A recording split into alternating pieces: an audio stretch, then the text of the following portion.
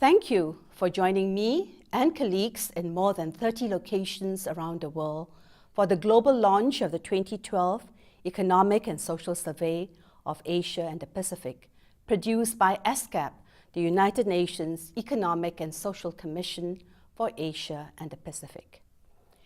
The Asia region continues to face a challenging external environment, which is why the focus of the 2012 survey is to map the landscape to help steer through turbulence and volatility. The survey identifies major risks, but also presents analysis to inform policy agendas for shared and sustainable growth. I would like to highlight three aspects from the survey. The first is the threat posed to Asia-Pacific growth by the weakness of major developed economies. The V-shaped recovery from the depths of the 2008 global financial crisis proved to be short-lived.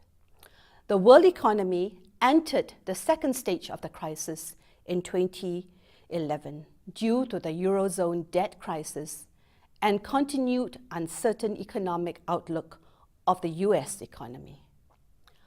Our forecast is that persistent headwinds will bring regional growth down to 6.5% this year from 7% in 2011. The high cost of capital and reduced demand for regional exports, combined with loose monetary policies and trade protection measures of some advanced economies, contributes to the slowing of Asian Pacific growth in 2012.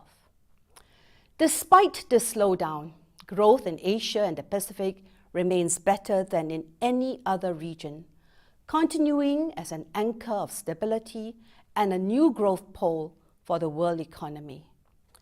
South-South trade with Asia-Pacific in 2012 will help other developing regions such as Africa and Latin America further reduce their dependence on low-growth developed economies.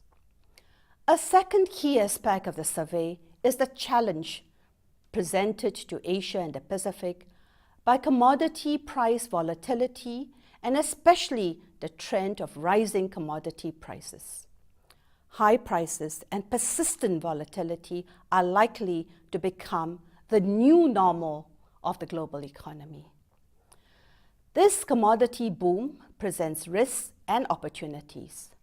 Price shifts will alter incentives, but the message from the survey is that less developed economies should resist the impulse towards commodity specialization, which in turn can delay industrialization, economic diversification, and the building of productive capacities.